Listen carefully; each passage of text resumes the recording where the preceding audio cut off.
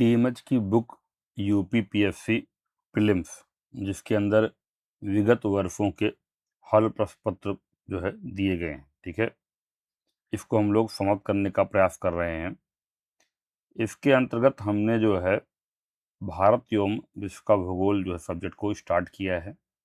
इससे पहली वाली क्लासेस के अंदर हमने जो है चैप्टर 1 से लेकर चैप्टर नंबर 6 तक जो है समाप्त कर लिया है। ठीक है, आज की इस क्लास में हम लोग चैप्टर नंबर 7 और चैप्टर नंबर 8 को पूरी तरीके से समाप्त करेंगे।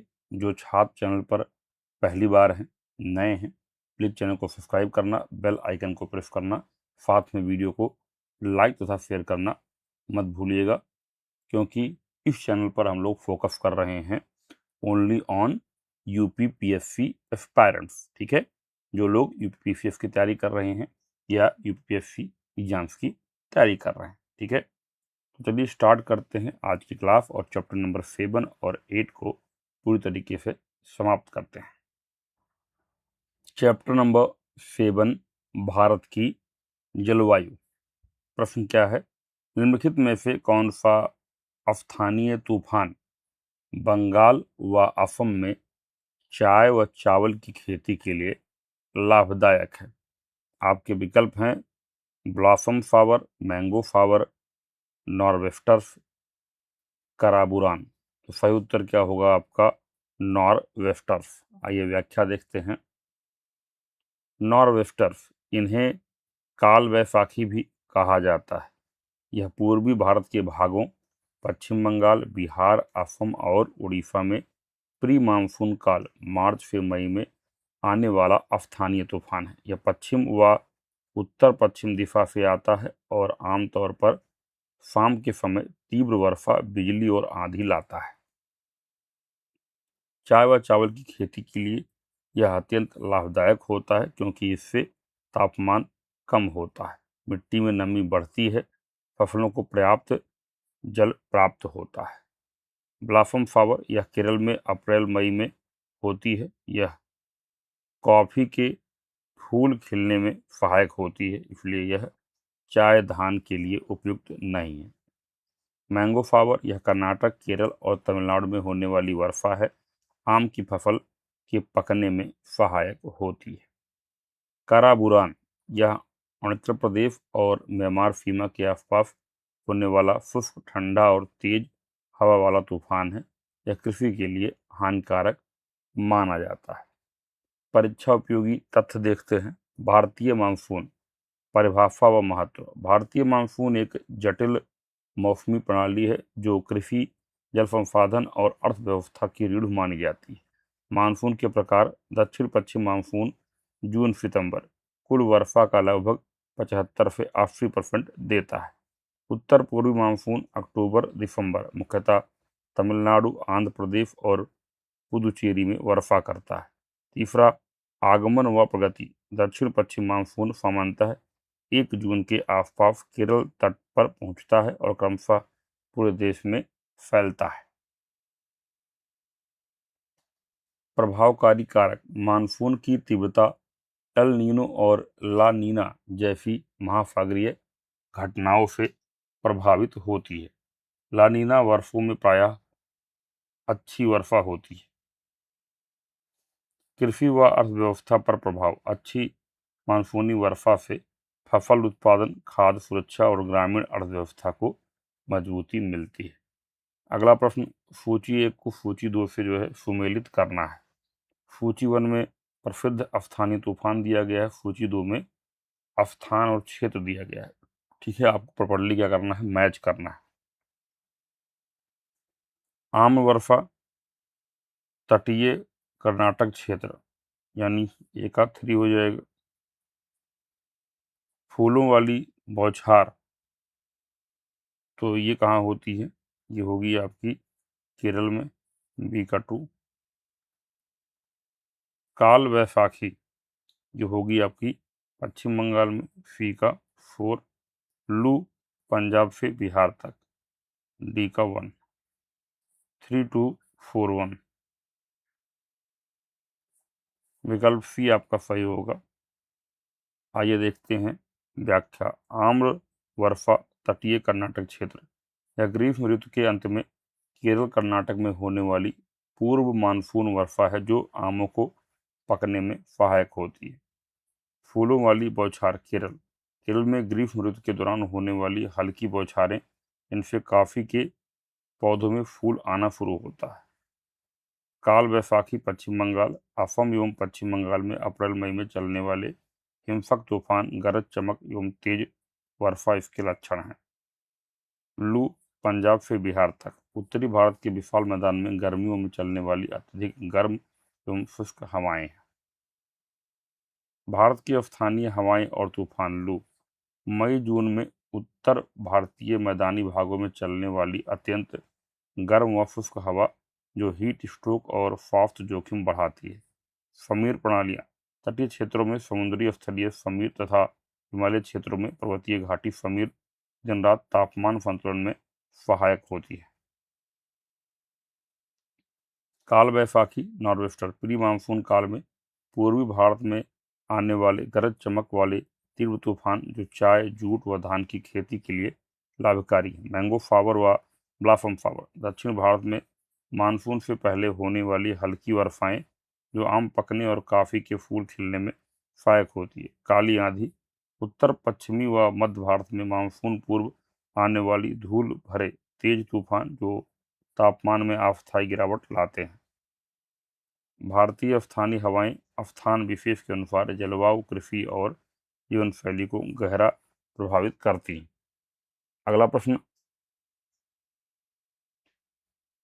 नीचे दो कथन दिए गए हैं जिनमें से एक को अभिकथन ए, दूसरे को कारण आर कहा गया है। अभिकथन ए, सर्दी के मौसम में भारत का अधिकांश भाग शुष्क रहता है। शीत ऋतु के दौरान देश के अधिकांश भाग उत्तर पूर्वी व्यापारिक हवाओं के प्रभाव में रहते हैं। तो सही उत्तर क्या होगा? ए और आर दोनों सत्य है किंतु आर ए की सही व्याख्या नहीं करता है। आइए देखते हैं इसका विस्तृत व्याख्या। सर्दी के मौसम दिसंबर फरवरी में भारत में वर्षा बहुत कम होती है, इसलिए अधिकांश भाग शुष्क रहते हैं। कथन सत्य है। शीत ऋतु में भारत उत्तरी गोलार्ध में उच्च दाब के प्रभाव में रहता है, जिससे उत्तर पूर्वी व्यापारी पवनें भारत की ओर बहती हैं। लेकिन भारत में सर्दी में शुष्कता का मुख्य कारण उत्तर पूर्वी पवनें नहीं है, बल्कि मानसून की निवर्तन अवस्था और उच्च दाब केंद्र का स्थापन है। उत्तर पूर्वी पवनें अवस्थल से समुद्र की ओर बहती हैं और नमी रहित होती हैं, पर यह सिर्फ सहायक कारण है, मुख्य कारण नहीं। भारत में शीत ऋतु में वर्षा मुख्यतः पश्चिमी विक्षोभ से होती है, विशेषकर पंजाब, हरियाणा, हिमाचल और उत्तराखंड में। भारत में शीत ऋतु के दौरान उच्च दाब क्षेत्र बनता है, जिससे पवनें बाहर की ओर बहती हैं। उत्तर पूर्वी व्यापारिक हवाएं शीत ऋतु में भारत से समुद्र की दिशा में चलती हैं और नमी रहित होती हैं। शीत ऋतु में केवल तमिलनाडु में उल्लेखनीय वर्षा होती है, जो उत्तर पूर्व मानसून से आती है। शीत ऋतु को भारत में मानसून की निवर्तन ऋतु भी कहा जाता है, क्योंकि दक्षिण पश्चिम मानसून पूर्णतः समाप्त हो चुका होता है। परीक्षा उपयोगी तथ्य देखते हैं। लौटता हुआ मानसून, परिभाषा व समयावधि। सितंबर नवंबर के बीच दक्षिण पश्चिम मानसून भारत से पीछे हटना और उत्तर पूर्वी हवाओं का सक्रिय होना, इससे मानसूनोत्तर ऋतु भी कहते हैं। मानसूनोत्तर ऋतु भी कहते हैं। हवाओं की दिशा में परिवर्तन। सूर्य के दक्षिणायन से निम्न दाब गर्त कमजोर पड़ता है। हवाएं स्थल से समुद्र उत्तर पूर्व दक्षिण पश्चिम की ओर बहने लगती है। वर्षा का वितरण। उत्तर पूर्वी हवाएं बंगाल की खाड़ी से नमी लेकर तमिलनाडु, पुडुचेरी, तटीय आंध्र प्रदेश और श्रीलंका में महत्वपूर्ण वर्षा कराती हैं। मौसमी विशेषताएं। आकाश अपेक्षाकृत साफ आर्द्रता घटती है। अक्टूबर की गर्मी का अनुभव होता है। धीरे धीरे शीत ऋतु का आगमन होता है। चक्रवाती गतिविधि व महत्व। बंगाल की खाड़ी में चक्रवात बन सकते हैं जो भारी वर्षा, बाढ़ ला सकते हैं। यह ऋतु दक्षिण भारत की कृषि और फसल कटाई के लिए अत्यंत महत्वपूर्ण है। अगला प्रश्न, अभिकथन ए, दक्षिण पश्चिम मानसून मौसम के दौरान तमिलनाडु तट शुष्क रहता है। कारण तमिलनाडु तट बंगाल की खाड़ी की शाखा के समांतर स्थित है और दक्षिण पश्चिम मानसून की अरब अरब सागर शाखा के वर्षा छाया क्षेत्र में स्थित है। ए और आर दोनों सत्य हैं, आर ए की सही व्याख्या करता है। दक्षिण पश्चिम मानसून की दोनों शाखाएं तमिलनाडु को बहुत कम वर्षा देती हैं। तमिलनाडु तट वर्षा छाया क्षेत्र में आता है क्योंकि पश्चिमी घाट नमी को पूर्व की ओर नहीं जाने देते। बंगाल की खाड़ी शाखा तमिलनाडु के समांतर चलती है, इसलिए वहां वर्षा नहीं कराती। दक्षिण पश्चिम मानसून जून सितंबर में तमिलनाडु प्रायः शुष्क रहता है, इसलिए ए और आर दोनों सही हैं और आर ए की सही व्याख्या भी करता है। अन्य फैक्ट देखते हैं।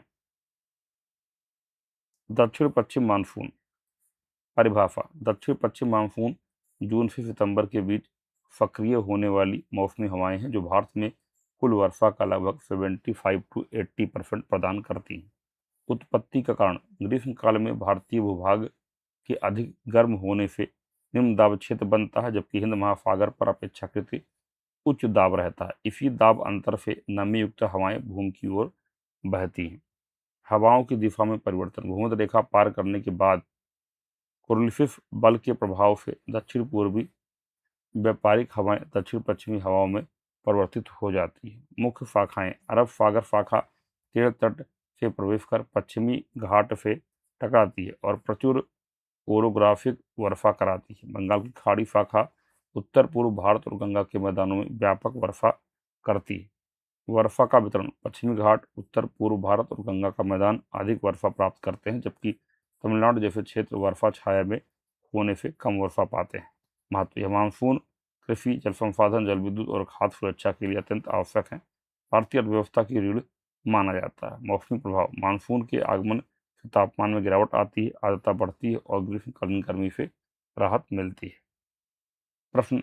अभिकथन ए। आगरा और दार्जिलिंग एक ही अक्षांश पर स्थित है, किंतु जनवरी में आगरा का तापमान 16 डिग्री सेल्सियस तथा दार्जिलिंग का 4 डिग्री सेल्सियस होता है। कारण दिया गया है ऊंचाई के साथ तापमान घटता है तथा विरल वायु के कारण मैदानी प्रदेशों की तुलना में पर्वतीय प्रदेश अधिक ठंडे होते हैं। ए और आर दोनों सही हैं और आर एक ए की सही व्याख्या है।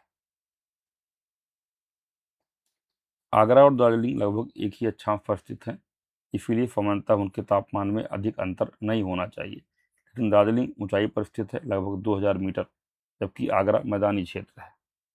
तापमान की ऊंचाई के साथ घटने के सिद्धांत के अनुसार लगभग 6.5 डिग्री सेंटीग्रेड प्रति 1000 मीटर पर्वतीय क्षेत्र मैदानी क्षेत्रों की तुलना में काफ़ी ठंडे होते हैं। ऊंचाई बढ़ने पर वायुदाब कम और वायु विरल होने से तापमान गिरता है। यही दार्जिलिंग के कम तापमान का वास्तविक कारण है। इसलिए अभिकथन ए और कारण दोनों सही हैं और आर ए की पूरी तरह सही व्याख्या करता है। भारत में तापमान को प्रभावित करने वाले प्रमुख कारक अक्षांश, ऊंचाई, समुद्र से दूरी, पवन दिशा, समुद्री धाराएं और वनस्पति आवरण है। ऊंचाई बढ़ने पर तापमान का वैश्विक औसत lapse rate 6 to 5 degree centigrade प्रति 1000 मीटर माना जाता है। पर्वतीय क्षेत्रों में वायु विरलता और विकर्णीय उष्मा हानि अधिक होने के कारण वहाँ तापमान कम रहता है।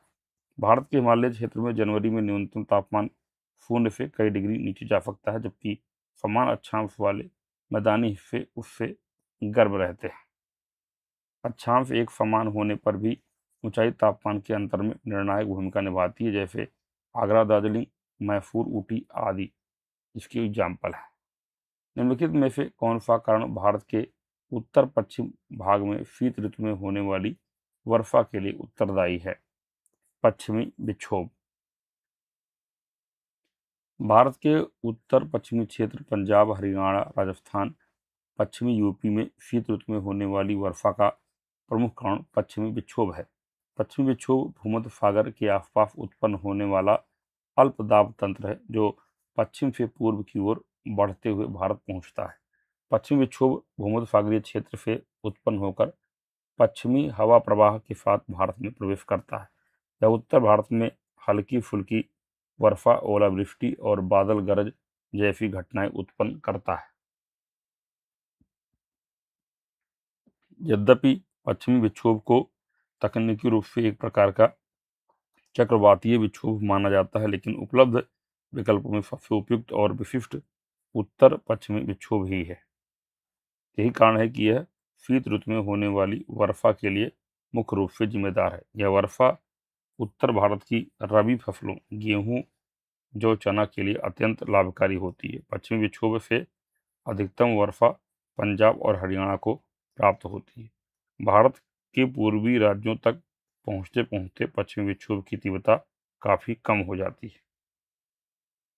निम्न ऋतुओं को भारतीय कैलेंडर के अनुसार कालक्रमानुसार व्यवस्थित कीजिए। तो सबसे पहले क्या होगा, यहाँ पर देखा जाए तो आपका वसंत, फिर आपका ग्रीष्म, फिर आपका वर्षा, फिर आपका शरद। ठीक है, 3, 2, 4, 1 विकल्प बी आपका सही होगा। भारतीय कैलेंडर ऋतु चक्र के अनुसार ऋतुओं का क्रम इस प्रकार है: बसंत ऋतु चैत्र वैशाख, ग्रीष्म ऋतु ज्येष्ठ आषाढ़, वर्षा ऋतु श्रावण भाद्रपद, शरद ऋतु अश्विन कार्तिक। तो सही क्रम क्या होगा? बसंत 3rd, ग्रीष्म 2, वर्षा 4th, शरद 1। 3, 2, 4, 1 3, 2, 4, 1 विकल्प भी आपका सही होगा। भारत में परंपरागत वर्ष को 6 ऋतुओं में विभाजित किया जाता है: वसंत, ग्रीष्म, वर्षा, शरद, हेमंत, शिशिर। भारतीय पंचांग के अनुसार ऋतु चक्र का आरंभ वसंत ऋतु से माना जाता है। वर्षा ऋतु भारतीय कृषि चक्र की सबसे महत्वपूर्ण ऋतु है। शरद ऋतु को अक्सर स्वच्छ आकाश की ऋतु कहा जाता है, मानसून वापसी के कारण। ऋतु चक्र का आधार सूर्य की गति एवं भारतीय पारंपरिक कैलेंडर के मासिक विभाजन पर आधारित है।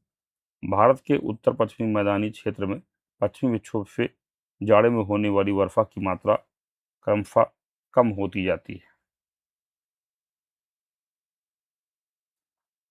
पश्चिम से पूर्व की ओर, पश्चिम से पूर्व की ओर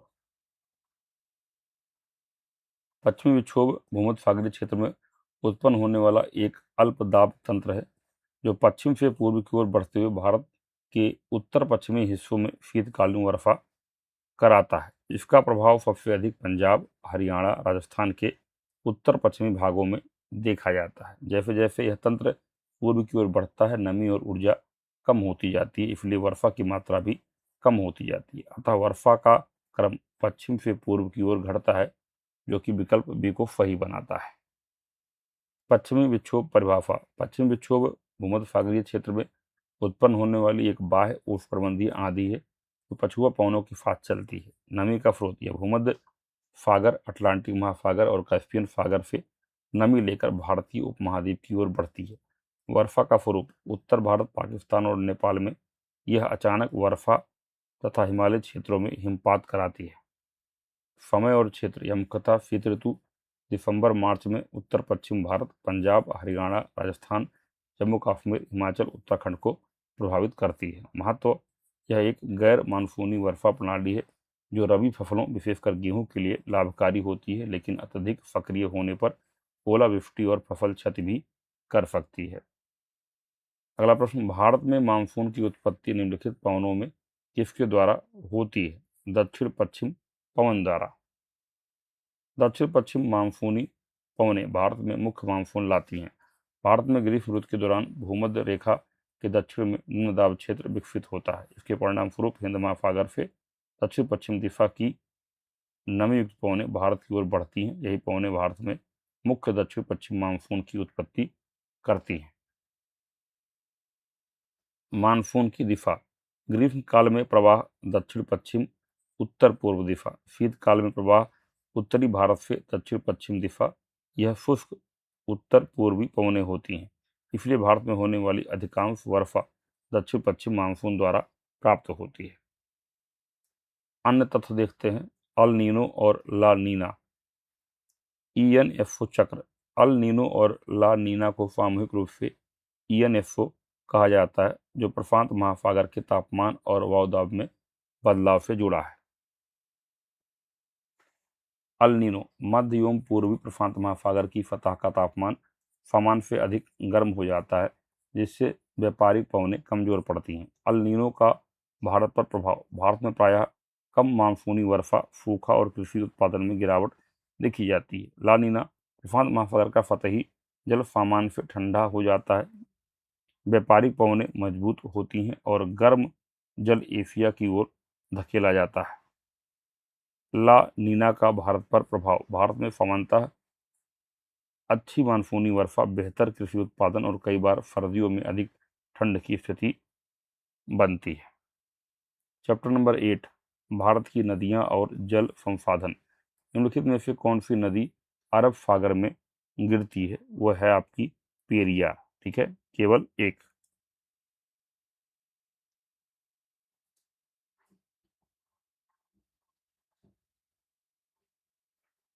पेरियार नदी अरब सागर में गिरती है। यह नदी केरल राज्य की प्रमुख नदी है। इसका उद्गम पश्चिमी घाट शिवागिरी पर्वत से होता है। पेरियार उत्तर पश्चिम दिशा में बहती हुई अरबिक सागर, अरबियन सी में गिरती है। इस पर प्रसिद्ध इदुक्की बांध एवं मुल्ला पेरियार परियोजना स्थित है।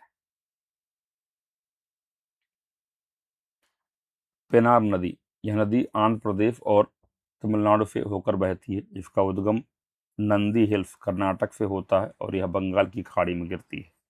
पालार नदी, यह भी कर्नाटक से निकलकर तमिलनाडु से होकर बहती है। इसका अंत भी बंगाल की खाड़ी में होता है।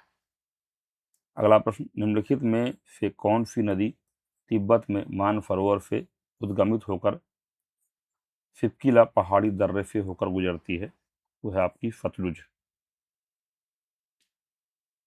सतलुज नदी, सतलुज नदी का उद्गम तिब्बत के राक्षस ताल के निकट मानसरोवर झील के पश्चिम में होता है। यह भारत में हिमाचल प्रदेश के किन्नौर जिले में सिपकिला दर्रे से होकर प्रवेश करती है। सतलुज नदी आगे चलकर पंजाब मैदानों में बहती है और अंततः पाकिस्तान में जाकर चेनाब नदी से मिलती है। सिंधु नदी की प्रमुख सहायक नदी है। ब्यास नदी उद्गम हिमाचल प्रदेश के रोहतांग दर्रे के दक्षिणी ढलान से पूरी तरह भारत में बहती है, तिब्बत से नहीं आती। रावी नदी उद्गम हिमाचल प्रदेश के चंबा जिले के कुल्लू पहाड़ियों से, यह भी भारत के भीतर ही उत्पन्न होती है। चेनाब नदी उद्गम बरलातला दर्रे के निकट हिमाचल प्रदेश में, यह चंद्र और भागा नदियों के संगम से बनती है। अन्य तथ्य देखते हैं। सिंधु नदी तंत्र परिचय। सिंधु नदी तंत्र भारतीय उपमहाद्वीप की प्राचीनतम और सबसे महत्वपूर्ण नदी प्रणालियों में से एक है। यह तंत्र सिंधु नदी तथा उसकी 5 प्रमुख सहायक नदियों झेलम, चिनाब, रावी, ब्यास और सतलुज से मिलकर बना है। यह प्रणाली उत्तर पश्चिम भारत और विशेष रूप से पाकिस्तान की कृषि एवं अर्थव्यवस्था की रीढ़ है। उद्गम एवं प्रवाह मार्ग। उद्गम सिंधु नदी का उद्गम तिब्बत में मानसरोवर झील के निकट बोखरचू सिंगी खम्बान शेर का मुंह ग्लेशियर से होता है। भारत में प्रवाह, यह लद्दाख क्षेत्र में भारत में प्रविष्ट होती है और लद्दाख व जास्कर पर्वतमालाओं के बीच बहती है। पाकिस्तान में प्रवाह, इसके बाद यह पाकिस्तान में प्रवेश करती है और अंततः कराची के पास अरब सागर में गिरती है। डेल्टा, सिंधु नदी अरब सागर में विशाल डेल्टा का निर्माण करती है। सहायक नदियां, बायां तट झेलम, रावी, सतलुज, चिनाब, ब्यास। दायां तट श्योक, हुंजा, कुर्रम, गिलगित, काबुल, गोमल। महत्वपूर्ण तथ्य, सिंधु और सतलुज का उद्गम तिब्बत में होता है। झेलम, चिनाब, रावी और ब्यास का उद्गम भारत में होता है। सूची 1 को सूची 2 से आपको सम्मिलित करना है। सूची 1 में स्थान दिया गया है, सूची 2 में नदियों का संगम दिया गया है। ठीक है, आइए देखते हैं प्रॉपर मैचिंग क्या होगी। देवप्रयाग क्या होगा? अलकनंदा और भागीरथी, ए का 2। और आपका रुद्रप्रयाग, इसका क्या होगा? अलकनंदा और मंदाकिनी, बी का 4। कर्णप्रयाग का क्या होगा? अलकनंदा और पिंडार, सी का क्या होगा आपका? सी का 1 हो जाएगा। टिहरी क्या होगा? भागीरथी और भिलंगना, डी का क्या होगा? 3rd होगा। 2 4 1 3, विकल्प डी आपका सही होगा। देवप्रयाग, यहाँ अलकनंदा और भागीरथी नदियों का संगम होता है और यहीं से नदी को गंगा नाम प्राप्त होता है। रुद्रप्रयाग यहाँ अलकनंदा और मंदाकिनी नदियाँ मिलती हैं। कर्णप्रयाग यह अलकनंदा और पिंडार नदियों के संगम स्थल के रूप में प्रसिद्ध है। टिहरी यहाँ भागीरथी और भिलंगना नदियाँ मिलती हैं तथा टिहरी बांध इसी संगम क्षेत्र में स्थित है। उत्तराखंड के पंचप्रयाग विष्णुप्रयाग, नंदप्रयाग, कर्णप्रयाग, रुद्रप्रयाग और देवप्रयाग। टिहरी बांध भारत का सबसे ऊंचा बांध 260 मीटर भागीरथी नदी पर निर्मित है। पिंडर नदी का उद्गम पिंडारी ग्लेशियर से होता है। मंदाकिनी नदी का उद्गम केदारनाथ के पास चौराबाड़ी ग्लेशियर से होता है। उत्तराखंड के पंचप्रयाग विष्णुप्रयाग संगम अलकनंदा प्लस धौलीगंगा। पंचप्रयाग में पहला और भगवान विष्णु से संबंधित स्थल। नंदप्रयाग संगम अलकनंदा प्लस नंदाकिनी नंदा देवी क्षेत्र से जुड़ा पवित्र संगम। कर्णप्रयाग संगम अलकनंदा प्लस पिंडार या पिंडर महाभारत के कर्ण से संबंधित धार्मिक स्थल। रुद्रप्रयाग संगम अलकनंदा प्लस मंदाकिनी केदारनाथ यात्रा मार्ग पर स्थित भगवान शिव रुद्र से जुड़ा है। देवप्रयाग संगम अलकनंदा प्लस भागीरथी यहीं से नदी गंगा के नाम से प्रवाहित होती है और पंचप्रयाग का अंतिम संगम है ये। अगला प्रश्न, निम्नलिखित स्थानों में से कहां पर भागीरथी एवं अलकनंदा नदियां मिलती हैं? देवप्रयाग। देवप्रयाग उत्तराखंड राज्य के टिहरी गढ़वाल जिले में स्थित एक प्रसिद्ध तीर्थ स्थान है। यह वही स्थान है जहां अलकनंदा नदी और भागीरथी नदी का संगम होता है। इस संगम के बाद नदी को गंगा के नाम से जाना जाता है। देवप्रयाग को उत्तराखंड के पंच प्रयागों में प्रथम प्रयाग माना जाता है। उत्तराखंड में पंचप्रयाग विष्णुप्रयाग, नंदप्रयाग, कर्णप्रयाग, रुद्रप्रयाग और देवप्रयाग है। भागीरथी नदी का उद्गम गंगोत्री ग्लेशियर गोमुख से होता है। अलकनंदा नदी का उद्गम सतोपंथ ग्लेशियर से माना जाता है। देवप्रयाग का धार्मिक महत्व अत्यधिक है। इसे तीर्थराज प्रयाग भी कहा जाता है।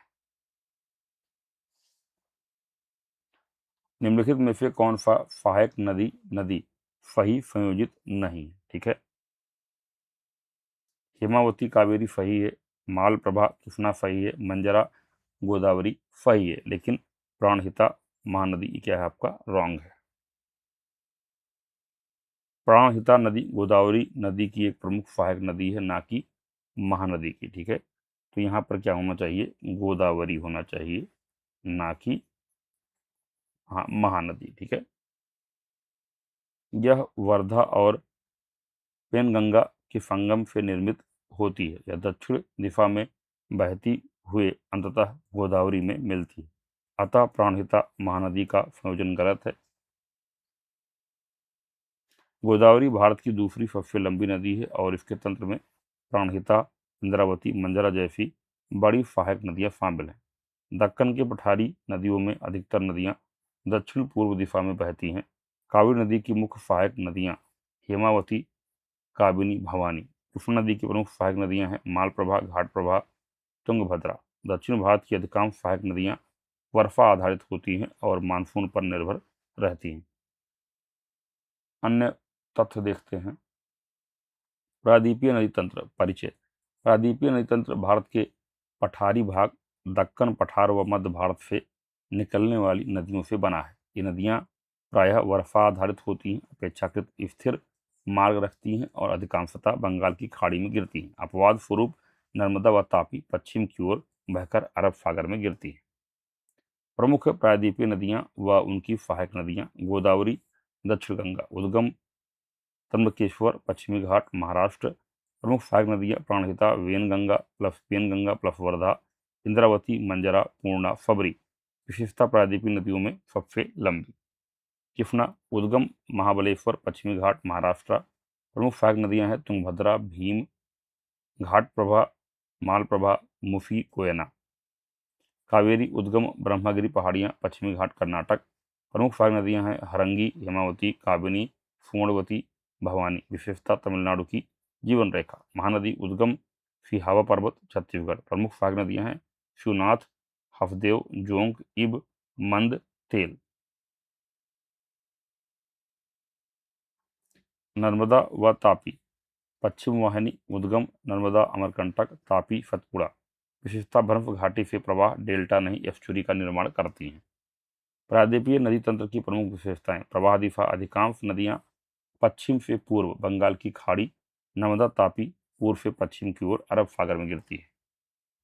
जल विभाजक, पश्चिमी घाट प्रमुख जल विभाजक। जल स्रोत मुख्यतः मानसूनी वर्षा पर निर्भर। घाटियां अपेक्षाकृत चौड़ी, मार्ग प्राचीन व स्थिर। नदी मुख, पूर्व वाहिनी नदियां डेल्टा, पश्चिम वाहिनी नदियां एस्चुरी बनाती हैं। भारत की प्रमुख नदियां व उनके उद्गम स्थलों के युग्म बताइए। नदियां, उद्गम स्थल, ठीक है, इनको क्या करना है, मैच करना है। तो यमुना हो गया, तो यमुना का क्या होगा, यमुनोत्री हो जाएगा। कृष्णा, इसका क्या हो जाएगा आपका, नासिक। गोदावरी क्या होगा, सॉरी, कृष्णा का क्या होगा आपका, कृष्णा का हो जाएगा महाबलेश्वर। कृष्णा क्या होगा, महाबलेश्वर। गोदावरी क्या हो जाएगा, गोदावरी का नासिक होगा, ठीक है। और महानदी क्या हो जाएगा, फिर हवा, ठीक है। तो ए का 4, बी का 3 और सी का 2 और डी का क्या होगा, 1 होगा, ठीक है। यानी विकल्प ये आपका सही होगा। आइए व्याख्या देखते हैं। यमुना, यमुनोत्री। यमुना नदी का उद्गम यमुनोत्री ग्लेशियर बंदरपूछ पर्वतमाला उत्तर काफी जिला से होता है। यह भारत की प्रमुख दाईं तट की हिमालयी नदी है। कृष्णा, महाबलेश्वर। कृष्णा नदी का उद्गम महाराष्ट्र के महाबलेश्वर के निकट महादेव पर्वत से होता है। यह दक्षिण भारत की एक अत्यंत महत्वपूर्ण नदी है। गोदावरी, नासिक। गोदावरी नदी का उद्गम महाराष्ट्र के नासिक जिले में स्थित त्र्यंबकेश्वर की ब्रह्मगिरी पहाड़ियों से होता है। इसे दक्षिण गंगा भी कहा जाता है। महानदी फिरहावा। महानदी का उद्गम छत्तीसगढ़ के धमतरी जिले के निकट फिरहावा क्षेत्र से होता है। अगला प्रश्न, निम्नलिखित में से कौन सी एक नदी भारतीय गंगा नदी बेसिन का हिस्सा नहीं है, पूछा गया, ठीक है। आपके विकल्प हैं पुनपुन नदी, अजय नदी, जलांगी नदी, जोंक नदी। सही उत्तर क्या होगा, जोंक नदी। जोंक नदी गंगा बेसिन का भाग नहीं है। यह महानदी बेसिन की सहायक नदी है जो मुख्यतः छत्तीसगढ़ और उड़ीसा में बहती है। इसीलिए इसे गंगा की किसी भी प्रणाली या उपप्रणाली से नहीं जोड़ा जाता। पुनपुन नदी।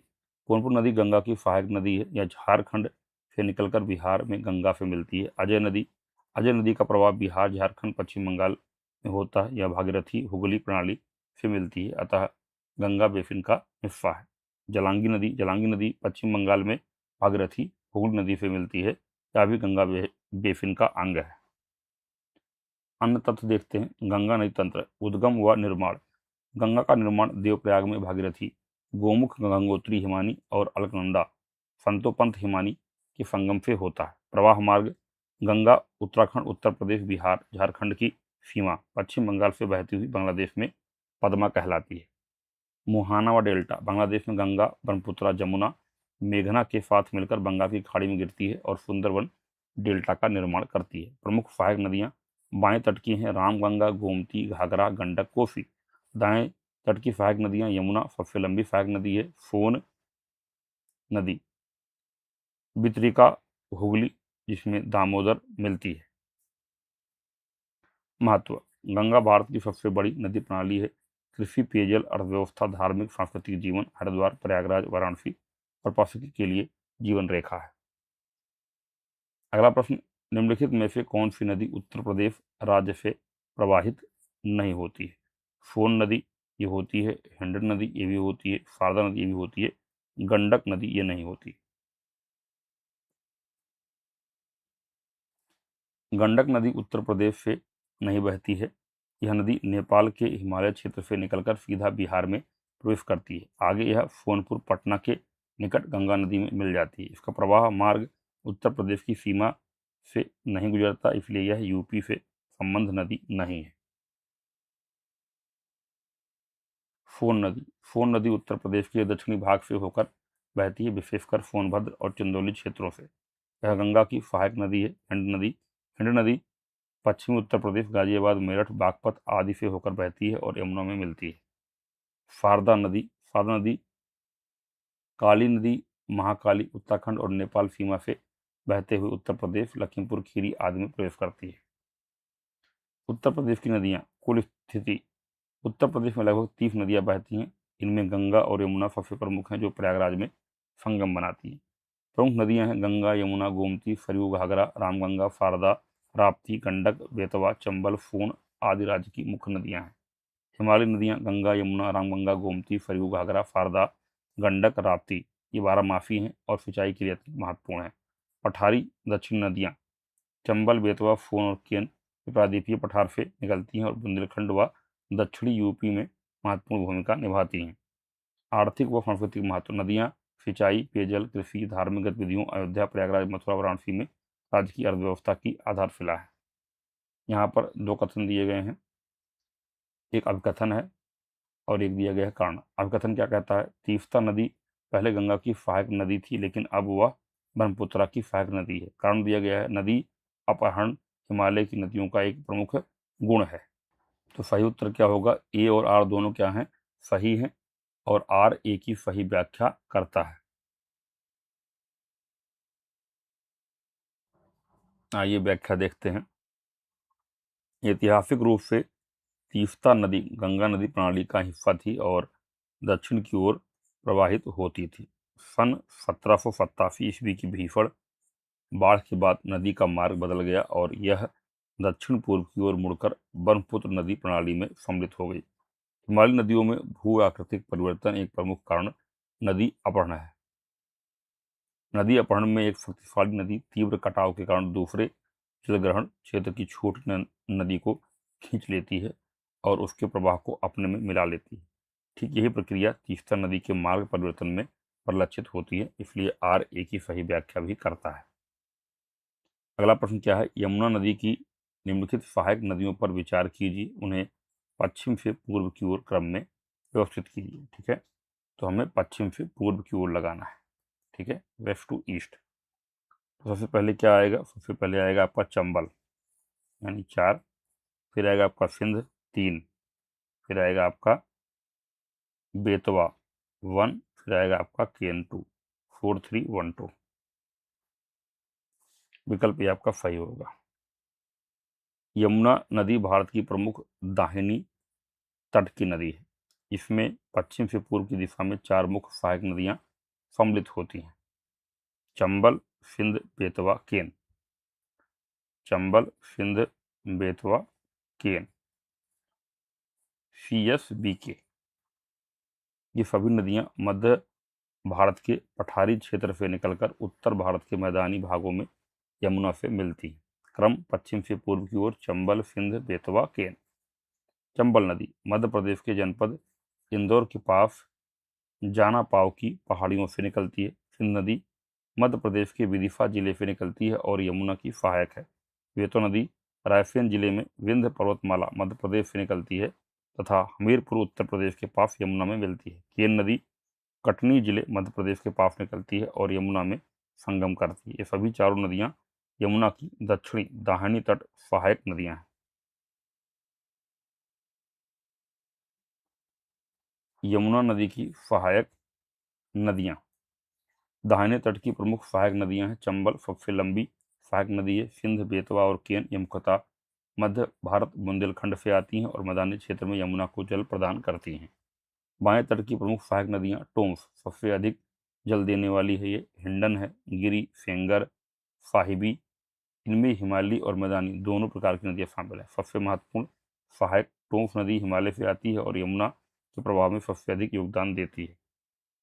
भौगोलिक योगदान दाहिने तट की नदियां पठारी मैदानी क्षेत्रों से अवसाद लाती हैं, जबकि बाएं तट की नदियां हिमालयी जल से यमुना को बारहमासी प्रवाह में सहायता करती हैं। संगम से पूर्व महत्व ये सभी सहायक नदियां प्रयागराज में गंगा से संगम से पहले यमुना के जल परिमाण, प्रवाह और कृषि सिंचाई क्षमता को सुदृढ़ करती हैं। निम्नलिखित नदियों में से कौन सा अपनी भ्रंश घाटी प्रवाह के लिए प्रसिद्ध है? वह है आपकी दामोदर। दामोदर नदी भ्रंश घाटी प्रवाह। दामोदर नदी झारखंड एवं पश्चिम बंगाल में बहने वाली एक प्रमुख नदी है। यह भूप्रपट्टी के भ्रंश के बीच बनी लंबी सकरी घाटी से होकर बहती है, इसलिए इसे भ्रंश घाटी प्रवाह के लिए जाना जाता है। इसकी घाटी भूगर्भीय संरचना के कारण अत्यधिक गहरी, असम और संरचनात्मक नियंत्रण वाली है। दामोदर नदी का उद्गम स्थान। यह नदी झारखंड के चूल्हा पानी क्षेत्र पलामू पठार के निकट से निकलती है और भू संकुचित घाटियों में बहती है। यहाँ भूगर्भीय भ्रंशों का प्रभाव स्पष्ट दिखता है। दामोदर घाटी भारतीय भूगोल का रूहर क्षेत्र। यह क्षेत्र भारत में कोयला, लौह अयस्क और भारी उद्योगों के लिए अत्यधिक प्रसिद्ध है। दामोदर नदी की घाटी में देश के प्रमुख कोयला क्षेत्र झरिया, रानीगंज, बोकारो स्थित हैं। दामोदर घाटी परियोजना देश की पहली बहुउद्देशीय नदी घाटी परियोजना है। दामोदर नदी पर 1948 में प्रारंभ हुई। इसके प्रमुख उद्देश्य बाढ़ नियंत्रण, विद्युत उत्पादन, सिंचाई, जल प्रबंधन। दामोदर दुखों की नदी। इतिहास में यह नदी बार बार विनाशकारी बाढ़ लाती है, इसलिए इसे सौर ऑफ बंगाल कहा गया। डीवीसी के निर्माण के बाद इसकी बाढ़ प्रवृत्ति नियंत्रण में आई। बर्फ घाटी प्रवाह का महत्व। बर्फ घाटी प्रवाह का अर्थ है नदी पृथ्वी की सतह में दो बर्फ पट्टियों के मध्य संकीर्ण मार्ग से बहती है। ऐसा प्रवाह नदी को संरचनात्मक नियंत्रण में लाता है, जिससे इसकी धारा निश्चित दिशा में संचालित होती है। यह भू आकृतिक अध्ययन में अत्यंत महत्वपूर्ण अवधारणा है। चंबल। चंबल नदी दिल्ली ब्रिज अरावली के अपक्षयित भूभाग से निकली नदी है। यह कगारो एवं अपर्दन के लिए प्रसिद्ध है, ब्रह्म घाटी के लिए नहीं। गंडक। गंडक नदी हिमालय से निकलकर गंगा में मिलती है। इसका प्रवाह अवसादी घाटियों में है, भ्रंश आधारित नहीं। रामगंगा। रामगंगा नदी कुमाऊं हिमालय से निकलती है और तराई मैदानी क्षेत्र में बहती है। यह सामान्य अपर्दन घाटी प्रदर्शित करती है, ब्रह्म घाटी नहीं। निम्नलिखित में से किस नदी के ऊपरी मार्ग में मीठा जल मिलता है परंतु निचले भाग में खारे जल का प्रवाह मिलता है? वह है आपका लूनी नदी।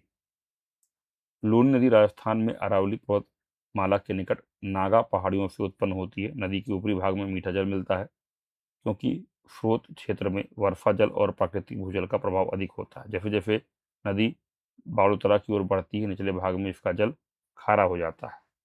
इसका कारण है कि इसके प्रवाह क्षेत्र में लवणयुक्त सतह, लोड़ीय मिट्टी, उच्च तापमान और वाष्पीकरण दर के कारण जल में लवण की मात्रा बढ़ जाती है। लूनी नदी दक्षिण पश्चिम दिशा में बहती हुई कच्छ के रन में विलीन हो जाती है।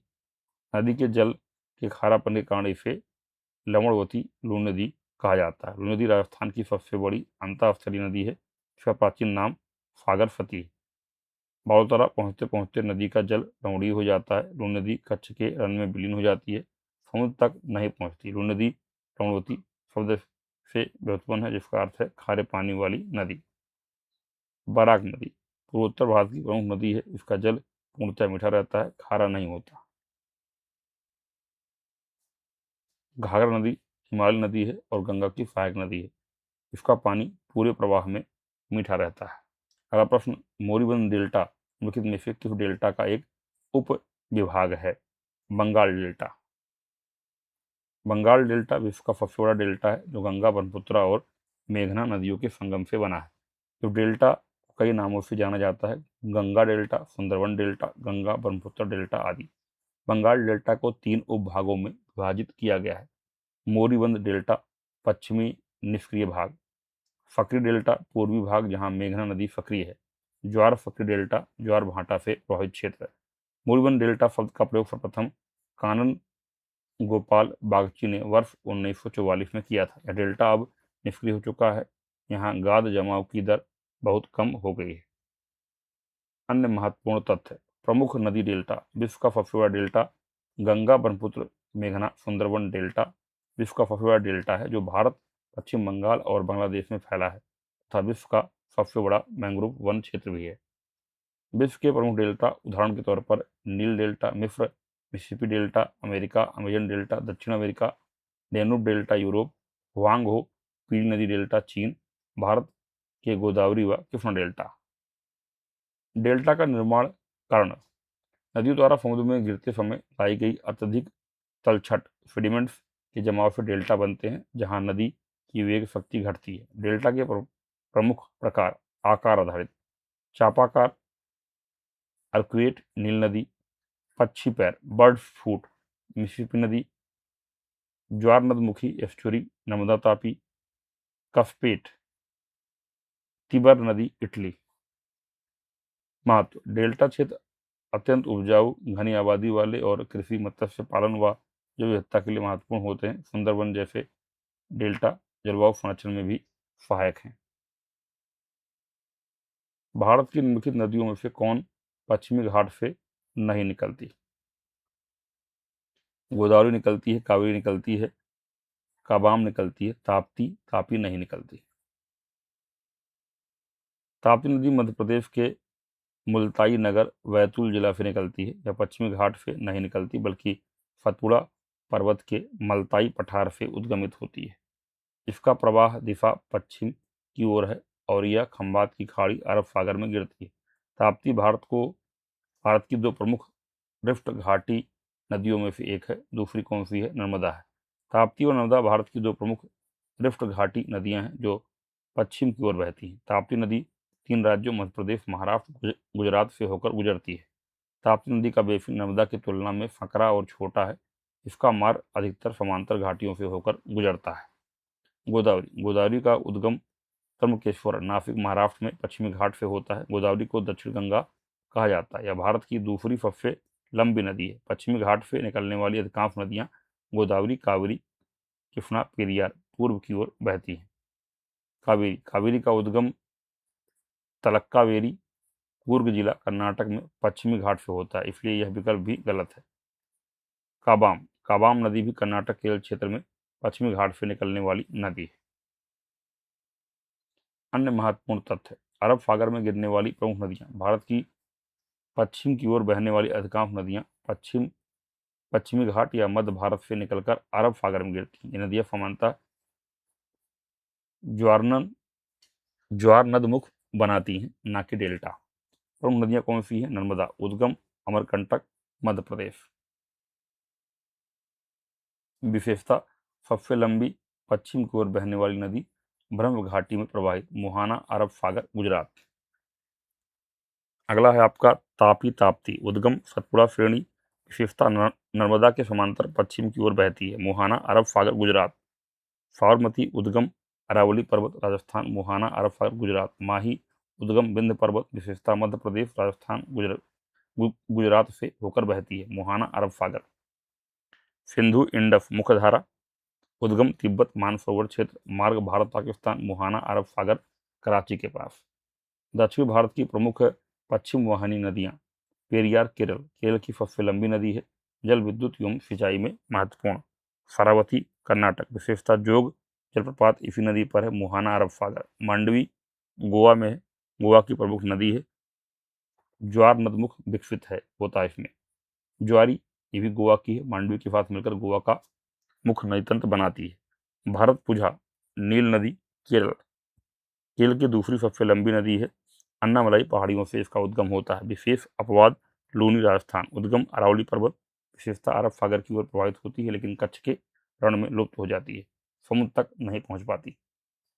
निम्नलिखित भारत की नदियों में कौन कर्क रेखा को 2 बार पार करती है? वह है आपकी माही। माही नदी एकमात्र ऐसी भारतीय नदी है जो कर्क रेखा को 2 बार पार करती है। यह नदी मध्य प्रदेश के विंध्य पर्वत से उत्पन्न होती है। इसके बाद यह राजस्थान और गुजरात से होकर प्रवाहित होती है और अंततः खंबात की खाड़ी अरब सागर में गिरती है। अपने प्रवाह पथ में यह कर्क रेखा को 2 स्थानों पर पार करती है, एक बार मध्य प्रदेश से निकलने के बाद और दूसरी बार गुजरात में प्रवेश करने से पहले। चंबल नदी यह बिंद श्रेणी से निकलकर यमुना की सहायक नदी है, कर्क रेखा को पार नहीं करती। नर्मदा नदी यह भी बिंद और सतपुड़ा पौधों के बीच बहती है किंतु कर्क रेखा को पार नहीं करती। अन्य फैक्ट क्या है? कर्क रेखा तो मकर रेखा को 2 बार काटने वाली नदियां। भारत में कर्क रेखा, माही नदी। विशेषता: भारत की एकमात्र नदी जो कर्क रेखा को 2 बार काटती है। कारण नदी के प्रवाह में यू आकार, मेंडर वक्र। उद्गम विंध्य पर्वतमाला, मध्य प्रदेश। प्रवाह क्षेत्र मध्य प्रदेश, राजस्थान, गुजरात, मुहाना, खंबात की खाड़ी, अरब सागर। विश्व में कर्क रेखा। विश्व में कई नदियां कर्क रेखा को 1 बार काटती हैं। चीन की यांगजी नदी कुछ स्रोतों के अनुसार कर्क रेखा को पार करती है लेकिन 2 बार काटने का विशिष्ट उदाहरण नहीं है। 2 बार काटने का विशिष्ट उदाहरण कर्क रेखा केवल भारत की माही नदी है। मकर रेखा विश्व, लिम्पोपो नदी, अफ्रीका। विशेषता: विश्व की एकमात्र प्रसिद्ध नदी जो मकर रेखा को 2 बार काटती है, महाद्वीप अफ्रीका। कारण नदी के प्रवाह में बड़े वक्र। दूध गंगा नदी निम्न में से किसमें अवस्थित है? तो यह है आपका जम्मू एवं कश्मीर, साथ में उत्तराखंड। ए एवं सी। दूध गंगा नामक नदी जम्मू कश्मीर तथा उत्तराखंड दोनों क्षेत्रों में पाई जाती है। यह नदी पर्वतीय क्षेत्र में उत्पन्न होती है और स्थानीय जल संचयन क्षेत्र का भाग है। कई भौगोलिक स्रोतों में इसे उत्तराखंड व जम्मू कश्मीर दोनों की नदी के रूप में उल्लेख किया गया है। उत्तराखंड क्षेत्र में बहने वाली कई छोटी पर्वतीय नदियां स्थानीय नामों से जानी जाती हैं। इस नदी का जल प्रवाह मानसूनी मौसम में बढ़ता है और यह स्थानीय जल स्रोत का हिस्सा है। निम्न नहरों में से किसे दामोदर नदी से निकाला गया है? वह है आपकी एटन नहर। एटन नहर दामोदर नदी से निकाली गई एक प्रमुख नहर है। यह नहर दामोदर घाटी क्षेत्र में सिंचाई, जल नियमन और कृषि उत्पादन में वृद्धि हेतु निर्मित की गई थी। दामोदर नदी, जिसे बंगाल का फोक कहा जाता था, बाढ़ नियंत्रण व सिंचाई हेतु बाद में कई परियोजनाएं चलाई गई, जिनमें नहरें विशेष रूप से महत्वपूर्ण हैं। एटन नहर इन्हीं परियोजनाओं का हिस्सा है और दामोदर घाटी निगम क्षेत्र में उपयोगी है। दामोदर नदी झारखंड के छोटानागपुर पठार से निकलकर पश्चिम बंगाल में प्रवाहित होती है। दामोदर घाटी निगम डीवीसी भारत की पहली बहुउद्देशीय नदी घाटी परियोजना है 1948। दामोदर नदी की मुख्य सहायक नदियां बराकर, कोनार, जमुनिया है। दामोदर नदी से कई सिंचाई एवं जल नियमन नहरें निकाली गई हैं, जिनमें एटन नहर महत्वपूर्ण है। सरहिंद नहर यह सतलुज नदी से निकाली गई नहर है। यह दामोदर नदी से संबंधित नहीं है। पृष्ठ दोआब नहर, इसे सतलुज नदी से निकाला गया था। यह दामोदर नदी से संबंध नहीं है। ईस्टर्न ए नहर यह दक्षिण भारत की कृष्णा गोदावरी क्षेत्रीय परियोजनाओं से जुड़ी है। समुद्र नदी से इसका कोई संबंध नहीं। नहर प्रणालियां, उद्देश्य व महत्व। नहरें नदियों के जल को खेतों व शहरों तक पहुंचाकर सिंचाई, जल आपूर्ति, कृषि विकास को बढ़ावा देती हैं। ये बहुउद्देशीय नदी परियोजनाओं का अहम हिस्सा है। गंगा व फादा आधारित नहरें, ऊपरी गंगा नहर भीम गोड़ा बैराज, निचली गंगा नहर नरोरा। फारदा नहर प्रणाली बनबाफा उत्तराखंड उत्तर प्रदेश में व्यापक सिंचाई करती है। उत्तर पश्चिम भारत की प्रमुख नहरें सरहिंद नहर सतलुज, ऊपरी बारी दोआब नहर रावी, पश्चिमी यमुना नहर यमुना पंजाब हरियाणा क्षेत्र में कृषि की रीढ़ है। अन्य महत्वपूर्ण प्रणालियां पूर्वी फोन नहर बिहार, कावेरी डेल्टा नहर तमिलनाडु क्षेत्रीय सिंचाई और फसल उत्पादकता बढ़ाती है। नहरों के प्रकार, आप्लावन नहरें बाढ़ आधारित मौसमी, बारहमासी नहरें बांध आधारित वर्ष भर जल, रिज नहरें जल विभाजक रेखा के साथ दोनों ओर सिंचाई। कथन कहता है दिल्ली और आगरा के मध्य बर्फ के अधिकांश समय में यमुना नदी मृत हो जाती है। कारण दिया है यमुना आफतत वाहनी जो है नदी है। ये सही है, लेकिन आर क्या है आपका? रॉन्ग है। ये क्यों सही है? क्योंकि दिल्ली और आगरा के मध्य यमुना नदी में औद्योगिक अपशिष्ट, सीवेज जल प्रदूषण की मात्रा अत्यधिक होने के कारण नदी का प्रवाह मृत पाय हो जाता है। कारण जो है गलत क्यों है? क्योंकि यमुना नदी एक सतत वहानी नदी है, अर्थात इसमें वर्ष भर जल प्रवाहित रहता है। जिसका उद्गम यमुनोत्री ग्लेशियर, बंदर पूछ पर्वत, हिमालय से होता है। यमुना नदी गंगा की प्रमुख सहायक नदी है और इसका उद्गम यमुनोत्री ग्लेशियर से होता है। प्रमुख उपनदियां चंबल, बेतवा, केन, सिंध और टोंस। यमुना नदी दिल्ली, हरियाणा, उत्तर प्रदेश और उत्तराखंड से होकर बहती है। दिल्ली आगरा खंड में प्रदूषण और जल निकासी के कारण नदी डेड रिवर जोन के रूप में जानी जाती है। राष्ट्रीय स्वच्छ गंगा मिशन के अंतर्गत यमुना पुनर्जीवन योजनाएं भी चलाई जा रही हैं। इसी के साथ जो है आपकी ये दोनों चैप्टर समाप्त होते हैं। जो छात्र वीडियो को देखते हुए लास्ट तक पहुंचे हैं, प्लीज कमेंट करें आई हैव डन इट, ठीक है, ताकि आइडिया लग सके कि वो कौन से छात्र हैं जो इस बुक सीरीज को सीरियस होकर फॉलो कर रहे हैं। साथ में आप लोग कमेंट करें नेक्स्ट पार्ट, ताकि इस बुक का ज्योग्राफी का अगला लेक्चर जो है जल्द से जल्द अपलोड किया जा सके। वीडियो देखने के लिए धन्यवाद। मिलते हैं अगली क्लास में। चैनल के बारे में दोस्तों को बताएं जो छात्र यूपीपीएससी की तैयारी कर रहे हैं, ठीक है, उनको इस चैनल से अवश्य जोड़ें ताकि वो लोग भी इसका लाभ उठा सकें।